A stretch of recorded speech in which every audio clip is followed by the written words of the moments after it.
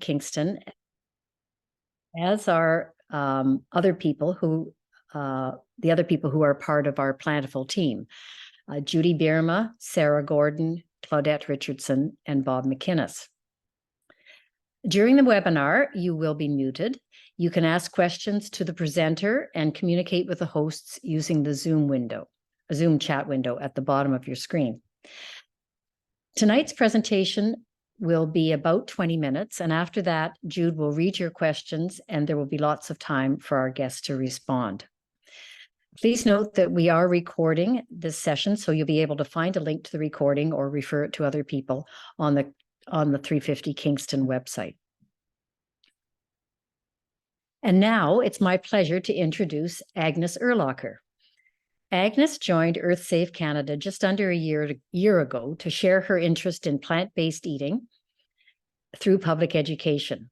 After finishing her undergrad at Queen's this spring, Agnes has enjoyed becoming involved in education support through Earthsave, as well as through other work in music lesson administration and high school tutoring. Jude and I attended a talk that Agnes gave at the Central Library a month ago and were impressed with her knowledge and passion for this subject. Welcome, Agnes. Amazing. Thanks so much. Thanks for that wonderful introduction, Mary Jane. And thanks everybody for taking time out of your day to join this webinar. I'm very excited to be here. I'll share my screen so we can get into this presentation. A moment.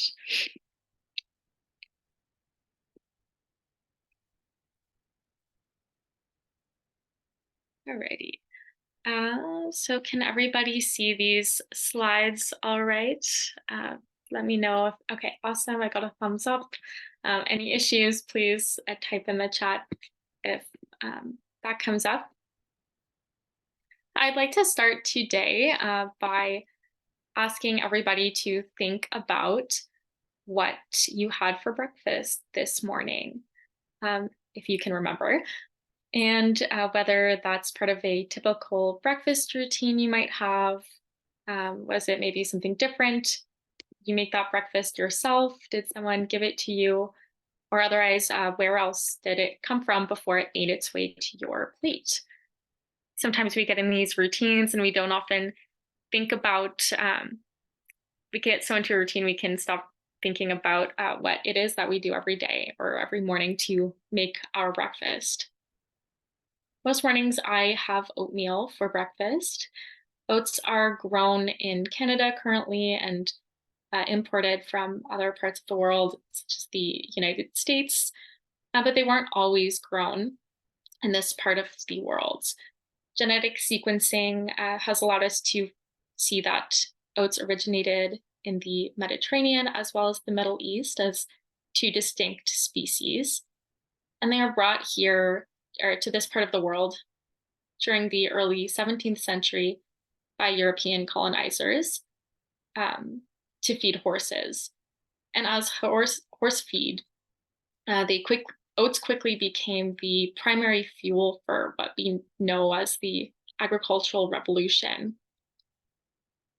And that was the process in which land and animal cultivation became increasingly industrial and increasingly widespread at the expense of Indigenous peoples, practices, and land. So today I am joining this webinar from my home in what many of us call Kingston, Ontario.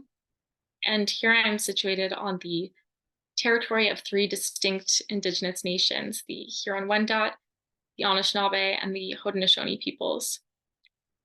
Today, I recognize the Indigenous peoples and practices that care for the land and the beings that reside here, both historically and currently. And I'm grateful for the opportunities that I have today to reflect on the history of agriculture, the history of food, and the history of the land that I live on in order to make positive decisions for everybody here going forward. As we go through this topic and discuss agriculture and food, it's vital to understand the context of agricultural issues and the deep ties within colonial history, as well as the related harms inflicted on Indigenous communities and the earth. By understanding the ways in which sourcing food has shaped and continues to shape our earth, including those harms, we can find ways forward that support everybody and every being living here. So that's something to keep in mind as we go through this presentation today. My name is Agnes, as Mary Jane mentioned, and I'm a member of Earthsave Canada, which is a registered charity since 1992, providing public education on the benefits of plant-based eating for human health, for environmental sustainability, and for animal compassion. So plant-based eating is any eating pattern focusing on foods from plants, either primarily or entirely. At Earthsave, we explore the different ways that food impacts the world that we share with all life in order to see how plant-based eating supports us all. Right now, we are currently witnessing and experiencing very complex devastation events and climate chaos. These headlines here are just 4 that have popped up over the past few months, and they're more than enough to make anybody feel quite uneasy. The rising temperatures, the climate disasters, not really looming anymore. We can see it and feel it here now. And so while it's overwhelming to read about, to acknowledge, and to understand this, when we focus on one small thing, such as our food, and the big ways that this ties into complex issues, we can start to find footing for a better way forward. As we see in these titles specifically, oftentimes when we talk about the climate crisis, we're talking about rising temperatures as well as carbon emissions. So it's a really central part of this conversation, but we'll talk about some of the more complex points to note as well. As more carbon accumulates in our atmosphere, we know that things get hotter. So these headlines mention warming past 1.5 degrees, extreme heat, as well as breaking heat records and record forest fires associated. Agriculture is one of the 3 things often talked about, or one of the 3 main groups that carbon emissions are sorted into globally. So we've got agriculture, industry, and domestic carbon emissions that we tend to focus on when we talk about carbon emissions. So agriculture accounts for about 1/4 to 1/3 of global carbon emissions, depending on what's been focused on in the study. So it's a pretty big, important part. So we know the more carbon that accumulates in the atmosphere, the hotter things are, and that this is often attributed to fossil fuel burning, which is very true. Carbon is also constantly moving throughout our atmosphere and throughout all living beings. It's called the building block of life often, and it's moving in this natural carbon cycle in an ideal situation.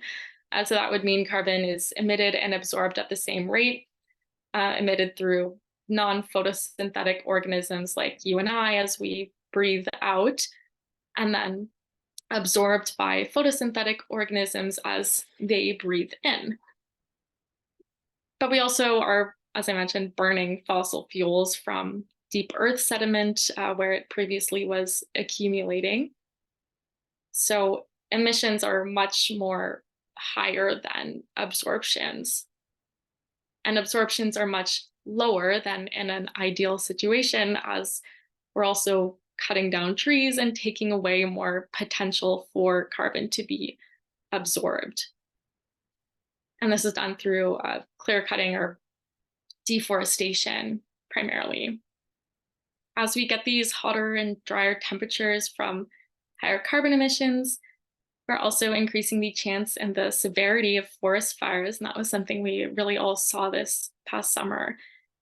As forests burn, they're releasing carbon into the atmosphere and less potential for absorption of carbon by forests is available.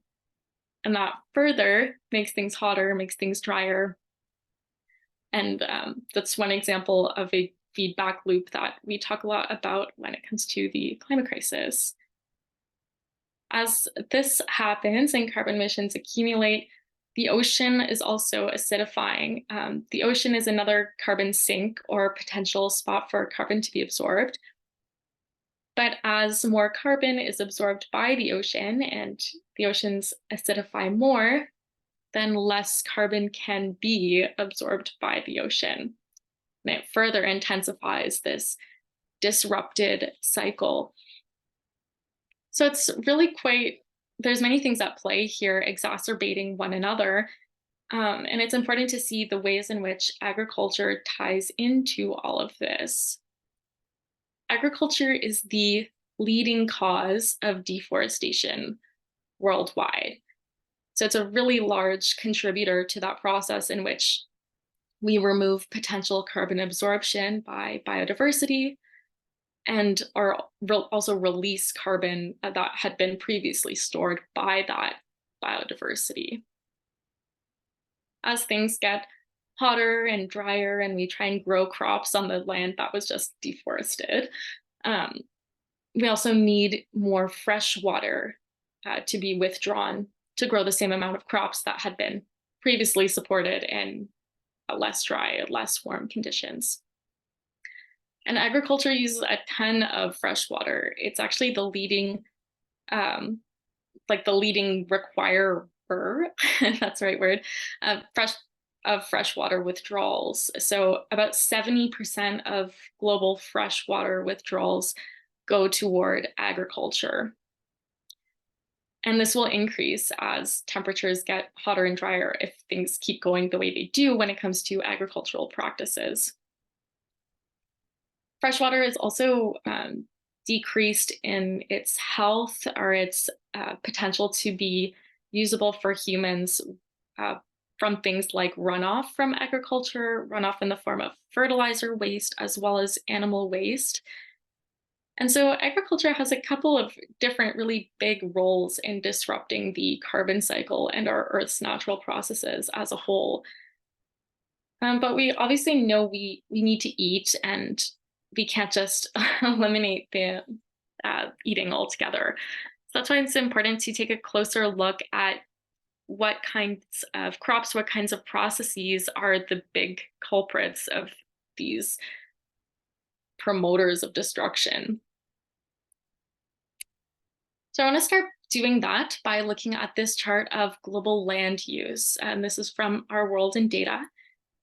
And what this is showing is a breakdown of the different areas in which land is used by humans. So as we see at the very top, 30% of our Earth is covered in land. The rest is oceans. And then of that, 71% is habitable or available, I guess. The rest of it being in glaciers or salt mounds or dunes. And then of that habitable land, almost half is used for agriculture. So here we see 46% of habitable land is used for agriculture. And then the interesting part here, below that, is 77% of agriculture is animal agriculture. But animal agriculture only gives us a very small amount of food energy supply measured in calories and global protein supply. So only 18% of global calories are sourced from animal products, while we're using most of our agricultural space to make those products. And notably also 37% of our global protein supply is from those animal products. So we're not getting much bang for our buck by relying on animal products. And the reason for that is that all of these animals need space to live, they need food to eat, they need water to drink. And so most of that deforestation is going to grow crops or provide space for those animals to live and food for them to eat. The two leading crops responsible for deforestation or two leading products, I'll say, are beef and soy. So it's quite interesting as the reason soy is so responsible for deforestation is it's not being grown to make tofu or soy milk. It's being grown to make animal feed and specifically livestock feed. To really highlight that point, this chart here, or this image here, shows the comparison in land use for 1,000 calories of tofu versus 1,000 calories of beef. So on the left side, we see that 1.3 meters squared can grow 1,000 calories of tofu, and the energy equivalent of beef needs 532 meters squared. So the soy that's contributing to deforestation is clearly not for tofu when this smaller amount can produce that. I forget the exact numbers of what percent of tofu, or pardon me, of soybean crops goes toward plant foods, but I believe it was around 14%, and then the remainder is for animal feed as well as industry use, things like biofuel. When we look at the carbon emissions comparison between tofu and beef, we see the same trend where 1.17 carbon equivalents, or carbon dioxide equivalents, is associated with the 1,000 calorie measurement in energy, and then the equivalent for beef is 36.44 gram carbon equivalents. For water use, it follows this trend, and we see that 532 liters of water is required to produce 1,000 calories of beef, whereas 55 will produce the energy equivalent of tofu. So all around, we see that one is much more demanding and waste producing than the other. And beef and tofu are not the only foods available, so I'll talk about some others as well. So this chart here is a trend of the largest crops sourced from the Natural Resource Institute, and it shows the amount of land use in hectares, as well as the greenhouse emissions in carbon equivalent tons. And this is per million calories. So it's taking into what this graph is showing us is the amount of land space required, as well as the greenhouse emissions to produce the same amount of energy. And it gives us a good idea. The importance of this graph is it gives us an idea of where it's effective for our population to be sourcing food, as we don't want to be relying on things that are not giving us a ton of energy, especially when we have a problem of global hunger.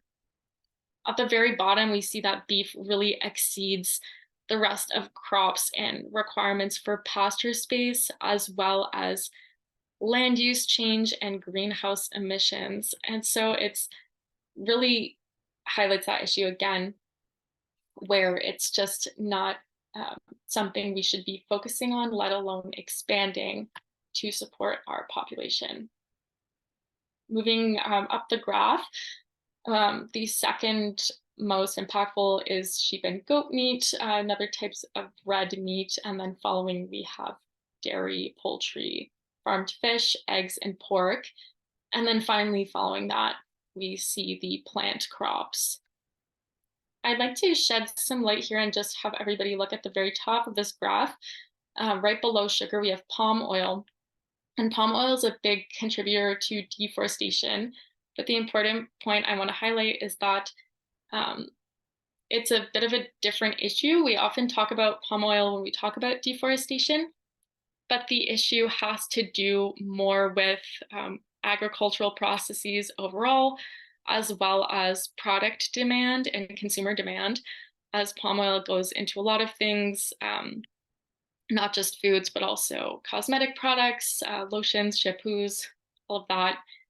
And in addition, we see that its bars are quite low, And that's because it's quite an, for lack of a better word, efficient crop, and that very high amount of energy or product is yielded from smaller amounts of land space compared to other types of vegetable oils. So swapping it out for things like soybean oil or coconut oil or olive oil wouldn't really be helpful to the deforestation problem.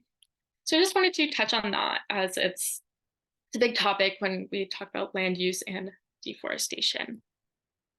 But moving on, this is a good graph, but one thing it doesn't take into account is water use. And we saw that beef is a really high, has a really high requirement for fresh water. And we also talked about how agriculture is negatively impacting fresh water quality and availability through pollution. So something else, cows are not just farmed for meat, but also for dairy products and for milk. And dairy fell right behind red meat in terms of land use and greenhouse emissions, but it also exceeds beef for water use. So the energy equivalent in this 1,000 calorie measurement needs almost double that of what was needed for beef, and that number is 1,047 liters of fresh water. And this is due to, in order to have a dairy product, we need to clear land, maintain that land with water, raise cows and feed them water, grow crops using water to feed them, and make animal feed, which also requires water. So it's just a very multi-step, heavily demanding process. And as dairy crops grow and there's an increasing reliance on industrial dairy farming, water quality and freshwater quality continues to decrease as this industry expansion increases the risk of manure runoff and manure spills.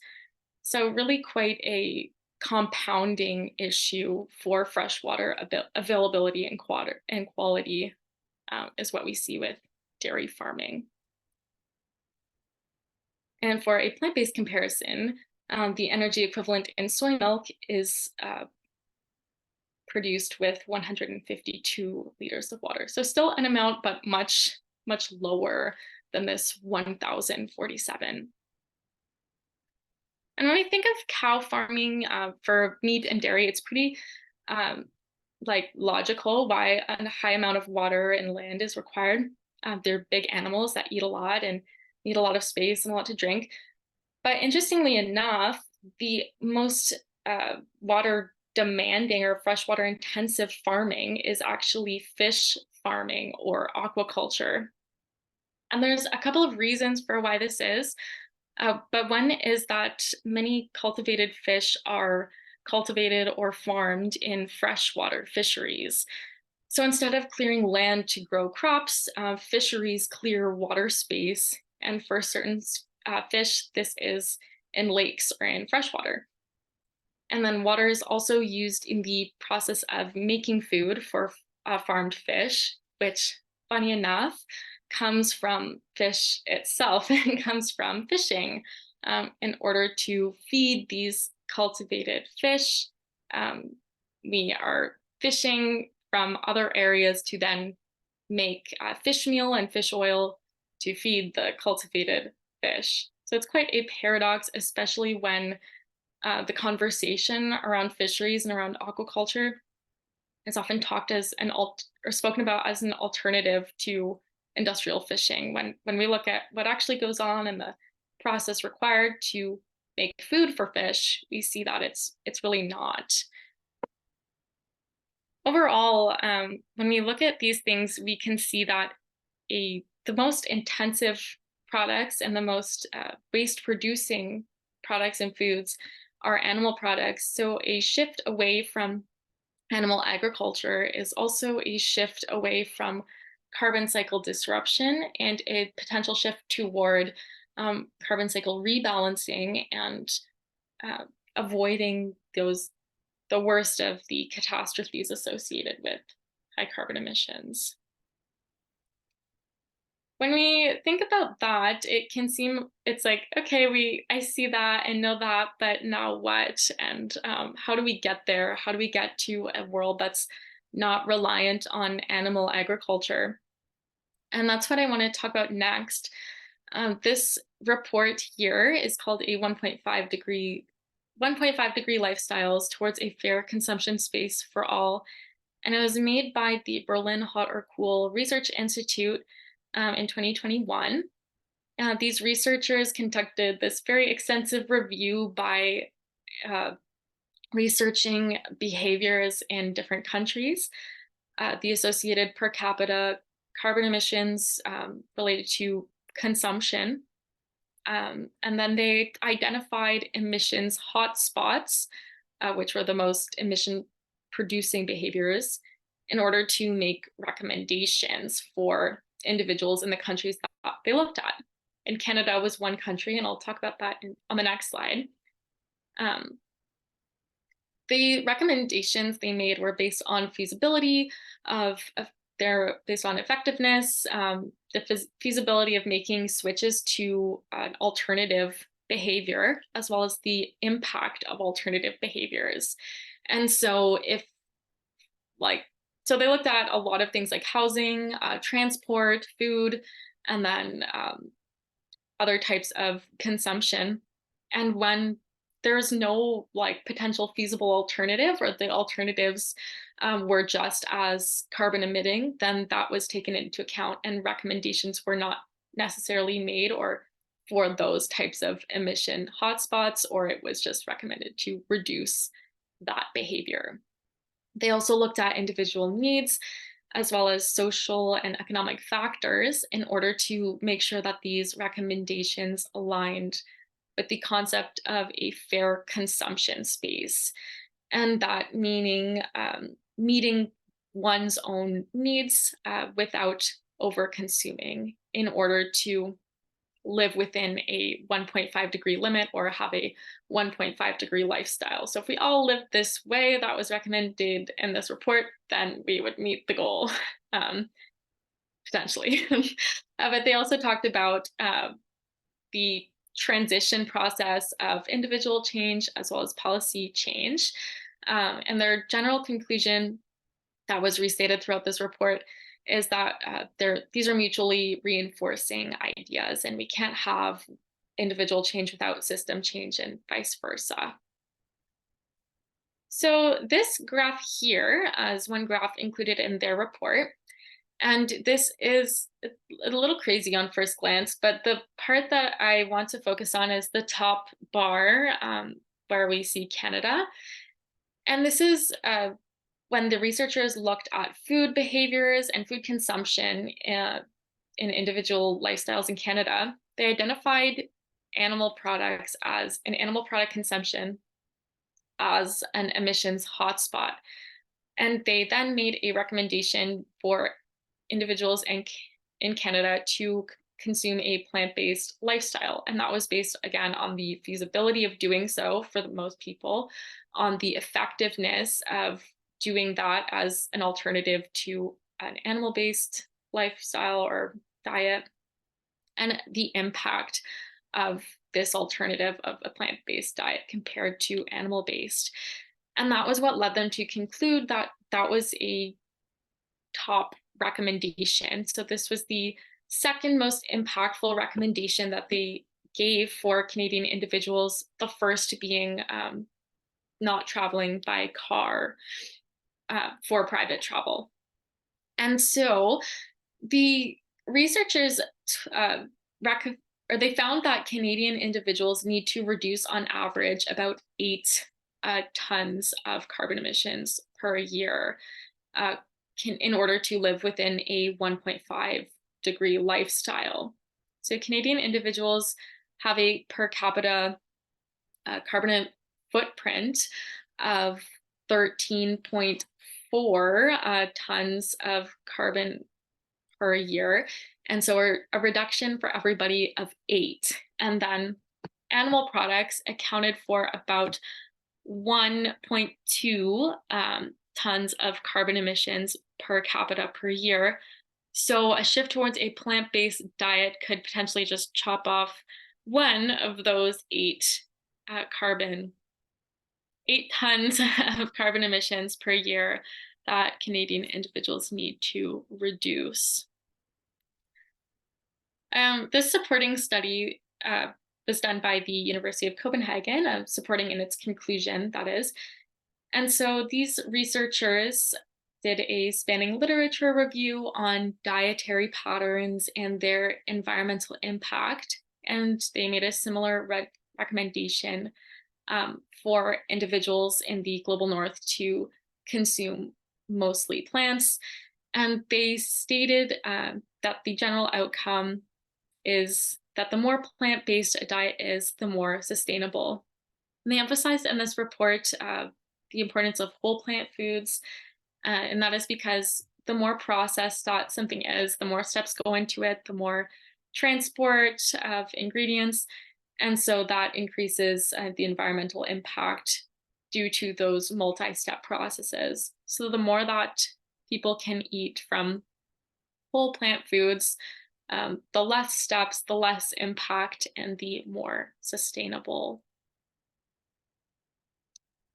As we all think about making our diets more sustainable and more plant-based, it can feel daunting to make any kind of change. So this last part here, I wanted to make some recommendations. So first off, I recommend to get somebody else on board. Making change can feel scariest before we do it, but having someone else in your corner can make you feel a little bit less scared and make it a little bit more fun. So cook with other people, try new foods. If you heard an interesting fact today, go tell somebody else, and spread the conversations. My second recommendation is to choose foods that meet your nutritional needs. Nobody's going to want to stick with eating a certain way if you feel tired or if you don't have energy. So make sure you're getting all the right nutrients like protein, iron, calcium. If you don't know about plant-based nutrition or you'd like to improve it, we have some good resources on our Earthsave website. So I recommend checking that out. And my third recommendation is to remember your impact. We saw the massive impact of animal products today and animal agriculture, and we also saw the effectiveness that individuals have in making a switch away from animal-based diets. So keep your motivation by remembering that, and remember that it does matter and that you are one person influencing the demand for how we source our food. So with that, oh, and I also wanted to make a little book recommendation.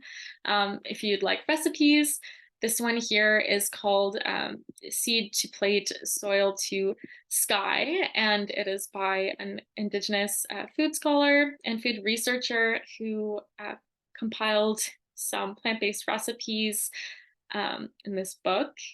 So I recommend checking that out. There's a lot of good stuff in there, and it is available at the library, but it's been rented out for a while, so maybe it'll come back soon. But with that, I'd like you to all think back to what you had for breakfast this morning and what you'll have tomorrow. Thanks so much, everybody, and I'm happy to answer any questions anybody might have. Well, thank you, Agnes. My goodness, much of what you told us is pretty fascinating, but also pretty disturbing. I did check actually today that book is they're going to bring it into Novel Idea. They don't carry it right now, but they sounded very interested, so they're going to get some copies. So that's good news. Yes, so our participants now have a chance to ask you questions through the chat. And to start things off, I think I'll ask the first one. You mentioned that to bring about real change in Canadian dietary habits, we need both individuals making changes and we need, individuals making changes to replace meat and dairy proteins with more plants for their meals. But we need policy changes and other support from government. What form do you see that taking? Yeah, that's a very good question. Thank you for that. I think that the way I could see that happening is definitely with price changes. So we know that plant-based foods typically can be like more less expensive than things like beef or other like types of red meat. Um, but there are still things like dairy and eggs, which a lot of people rely on as like staple foods in their diet. And those are also on the lower end of the price range. So I think if there's price changes in terms of not having those be lower anymore, in order to account for their, resource requirements and things like that, like that is definitely one way. But I don't want to give the impression that plant-based eating is expensive. So, but it just to really like solidify, like we're seeing meat prices go up, things like that with inflation, but dairy's kind of yet to do the same. And yeah, so that is one thing. Another, I know that there's a ton of really good work going on by the plant-based cities movement in order to increase availability of plant-based foods at things like universities. And so that is another way, kind of making like plant-based foods the default and like opting out of the default rather than how it is in the flip, where if you go to like a coffee shop, they'll make your latte with dairy milk unless you specify otherwise. So if the default is plant-based and then you have the option to opt out, that's another. And that kind of goes hand in hand. Like right now we have the extra charge for non-dairy beverages for the most part. So yeah, definitely price and like the default of products, I think is something that could go that way. Right. Okay. Thank you, Agnes. Okay, so Jude, are you ready to pose any questions that may have shown up in the chat or any that you have to Agnes? Yes, I am. Yeah, thank you, Agnes. I have a question from Kiera. Why does sheep and goat production use so much more land than pigs? And I'm honestly not too sure about that, but one thing I could say is that just size of animal, you can fit like more pigs into a smaller space, and oftentimes that's done as like intensive farming to like reduce the space of um, farmed animals. But I'm not too sure. Maybe another reason could be just dietary requirements, the level that the animals eat and how that compares to one another. Um, yeah, hope that helps a little bit. Yeah, it does. Another question is, what's the hardest part? What was the hardest part for you of becoming vegan?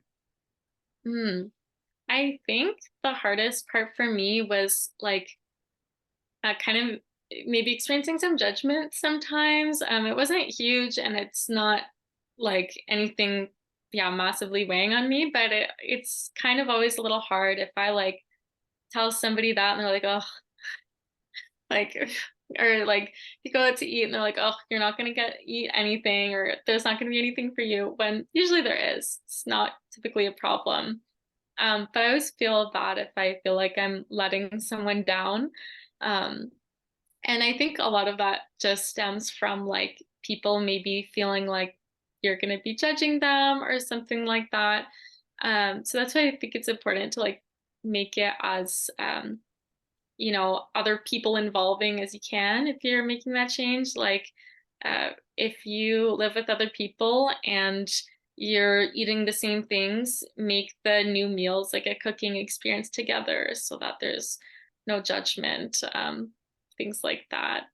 But yeah, that was probably the hardest thing, was like telling people like, oh, I'm not really eating that anymore. And then they like thought it was me saying like, I think you're a bad person for eating that, or like, so yeah, I think that was really hard. Thank you, Agnes. So bring somebody with you is important if you Yeah. can. Yeah. Okay, I have another question from Bob. Can you comment on the land used for growing products that are not edible? Yeah, like do you mean in terms of like palm oil and like soybean, like those kind of things? Um, I know that like there's a high reliance on like palm oil agriculture for making things that are not edible as well as edible. Palm oil goes into a lot of baked goods and like chips and crackers and stuff. And then also it's used a lot in like cosmetic products and like shampoos, conditioners, as well as some biofuel application. And then soybean also has some biofuel focus as well. And so it's not a huge portion, I believe, of the soybean crops that are going towards industry. Most of it is going towards livestock feed. But it is still a like good amount. So kind of ethanol, cotton, tobacco, alcohol. Oh, I honestly am not too sure. I know that like coffee and cocoa are very like high land requiring crops. But I'm honestly not too sure about tobacco. Cotton, I know that like a lot of water, a lot of crops are used in like the fashion industry, the clothing industry is huge. So yeah, when you can buy used rather than new, that's always a good option to avoid buying something that has a very intensive process to make it. And then reducing our consumption on non-essential things like tobacco and alcohol is also an important part with that. um, Oh, I see a question about regenerative ranching. I'm not familiar with that. Would you like to talk about that, Henry? Um, Regenerative ranching. I'm not familiar. Yeah, I'm not familiar with that one.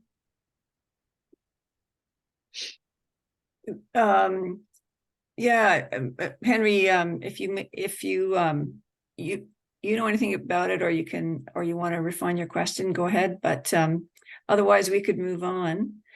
I have another question. How much a role does food waste play in our carbon footprint from food?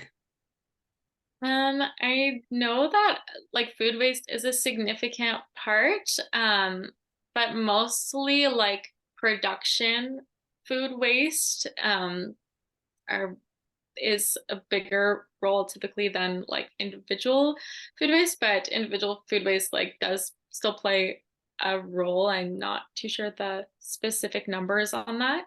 Um, there's one person who I am familiar with through like TikTok. She is got like super big on that platform for her plant-based cooking and especially her like low waste cooking. She does like these like scrappy cooking recipes.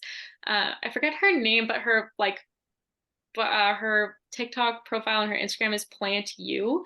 And a lot of her recipes are really good for reducing the waste that you might get with like plant-based cooking. So like the stems, the seeds of things, having leftover vegetable scraps. She has a lot of really good recipes for using those up and reducing that waste. But then in terms of other types of food waste like production waste, then the focus, I know there's less production waste associated with plant crops as opposed to animals just through that direct versus indirect consumption. So that's another way to focus on waste reduction through crop harvesting and farming. There's a comment from Bob. I understand that more land is used for not edible crops than food crops. Interesting. Yeah. Well, I haven't heard that before. Well, which non-edible crops are using the most land, if you have it?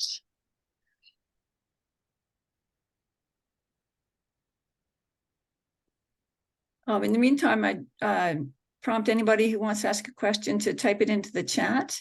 And I'll just ask Henry to unmute. Oh, I guess I can't. Darn. Okay, I'll fix that. But I think it let me hear. Oh, it did. Yes, I mean, regenerative ranching or regenerative grazing is just this idea that somehow by different practices that raising cattle or other ruminants might help the soil, might actually help put carbon back into the soil is kind of a theory that was proposed, as well as, again, I missed kind of part of the initial, so sorry if it's been covered, but like if you could also talk about, what's the the impact of other things like grass-fed, meat or organic, is that of any benefit to the environment, or does that actually increase the use of land and those sorts of things? Mm-hmm. Yeah, grass-fed is, it's an important point to know, as if even without like growing crops for livestock, grass-fed still requires the same amount to like graze and to exist and live. So it's still a large contributor to deforestation and land clearing for agriculture, for grass-fed crops. And in terms of organic, I believe, typically is like devoid of genetic modification.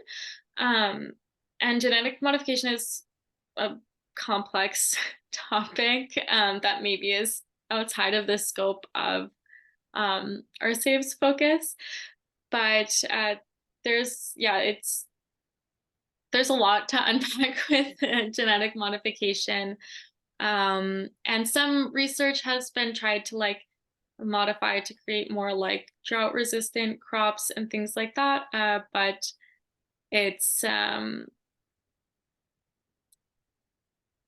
there's a lot of nuance in there and different research going on. But I haven't heard a ton of conversation about organic farming and like the difference in like land use for that. So if anybody knows that, that'd be great to add in. I'm just not too familiar with those kinds of comparisons and how that may or may not differ. I hope that helps answer your question. But let me know if you were thinking of something else. We might need another webinar on that topic. One thing I'm just related to the question about social ease of eating out with a vegan diet preference. We have the Plantiful group put together a list of restaurants in Kingston, and we'll be sharing that on our website soon, so that it'll give you some ideas about the amount of choice you'd get at a restaurant if you were to eat vegan. Most people here already know we have the Copper Branch restaurant that is on Princess Street, and it's 100% vegan. So that's an easy one, an easy choice. But there are also many other restaurants that have a lot of choice for vegans to eat out. And so we will have that information on our website soon. And Bob's comment here, many countries grow non-edible crops for our consumption while they have very low food security. Yeah. Mm-hmm. Yeah, that's very true. And that's a really important point it shows that like plant-based eating is not we can't leave things there. It's a place to focus on and start thinking about how we source our food and crops and things like that. But there's a lot more depth to a bigger conversation on global development and industry relations and industry function. So yeah, I mean, palm oil, for example, like big contributor to deforestation, and big product or big ingredient in a lot of foods.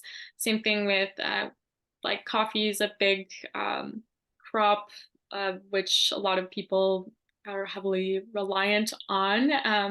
But on the flip side, these crops are also people's livelihoods in the parts of the world where that agriculture is the focus. So I mean, boycotting those crops right now and leaving it at that would be detrimental to income for individuals. So it needs that kind of topic goes more into restructuring in terms of agriculture and food security and economy function. So it's definitely an important topic and one that there's a lot of really interesting and important emergent research. If you'd like to read more, I'd recommend looking into agroforestry.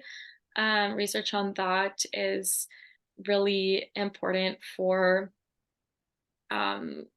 economic stability and environmental sustainability, and hand in hand in crops like non-edible crops and things like that. So Bob, if you are interested in reading more about that, I really recommend looking at agroforestry and into some of that research. There's no more questions in the chat, so maybe I could end with one more question. And that is, like, what would be, you mentioned something about nutritional requirements for eating plant-based. What would be the number one, and how would you address it? I think that, I mean, obviously most questions I get are about protein, and people get nervous about getting enough protein. That's understandable. Like, I think a lot of us maybe are used to eating or a lot of us who grew up like on animal-based diets may have been used to eating like a centerpiece of meat with like different sides. Mary Jane and I talked about that yesterday a bit. And so focusing on plant-based eating might need a little bit of a reframing of how we make meals, making things that are less like one thing in the focus and some sides. So meals more like curries, stews, soup dishes, things like that can help to get a lot of things into the mix, or stir fries, a really good option. And then I think a big concern as well is iron. And so my recommendation for iron is to make sure you're getting enough greens. So both things, though, I would say like variety and quantity are the two biggest tips that I have. Eat a variety of foods and enough of them in order to make sure you're getting everything. And if you're feeling lightheaded, then you might be iron deficient. So up your kale intake, if that's the case. Okay, one more question from Henry. Do you have any other thoughts on how we can help others on the individual or interpersonal level make food choices that are good for the environment? Yeah, I would say make slight suggestions in the form of eating together, cooking together, or inquire and before making suggestions also, I think is big. If you're if you want to help somebody make choices that are good for the environment, they're probably not like against it. I mean, but they might feel like a little bit on the defense if you make a suggestion right off the bat. So my suggestion is to inquire about this person's interests, inquire about their food interests, their social interests, and then say, oh, I heard this recipe. That sounds like you might like it. Like, let's make it together. And yeah, that's my advice. I hope that's what you were asking about. But if not, let me know. Okay, well, thank you everyone for your questions. And I'm going to turn it, well, and thank you, Agnes, for answering them. But I'm going to turn it over to Mary Jane. All right. Okay. Thank you, Jude. And thank you, Agnes, again. Great questions and great answers. As it happens, tomorrow night, Wednesday, this is the third Wednesday of the month, there's an organization in Kingston called the Kingston Plant-Based Group. And twice a month, they have potlucks at 6 o'clock at 99 York Street. I think it's called the Community House. I went to one of their potlucks and it was just wonderful. A number of people showed up with amazing dishes. You bring your own fork and plate or spoon and plate, and people talk about what they made and what they've made in the past, and just about the benefits of plant-based eating. And it's just a great way to. I'd never been to a group like that before, so it was really a good experience. They take place on the first Sunday of the month and the third Wednesday of the month at 99 York Street. And then in the summer, in the good weather, they move to Lake Ontario Park, to the pavilion. So that's another way to just start eating with other people. And I don't think there's any doubt that you have to do some work in getting a decent cookbook and doing some reading and doing some research into, nuts, for example, are a big source of protein. So just, doing some good research into what you need and how you can get it. I wanted to acknowledge our downtown bookstore Novel Idea, because they regularly help organizations such as 350 to share information through the use of their storefront window. And they do certainly carry some good books on plant-based eating that you can find there. And also a reminder that we have 2 more webinars in this Plantiful month of October. You're already registered for them by joining tonight, and you'll receive a reminder and the Zoom link on the morning of the event. Next Monday, it's Dr. Henry Swoboda, who will be speaking on the health benefits of a plant-based diet. And then on Wednesday, October 25th, Christina of Knifey Spoony, plant-based caterers, will host a cook-along. So we haven't settled on the recipe and the ingredient list, but it will be on the website within the next couple of days. So that's another great way to get into cooking, is to join something like a cook-along. We do have recipes on the 350 Kingston website, the Plantiful page.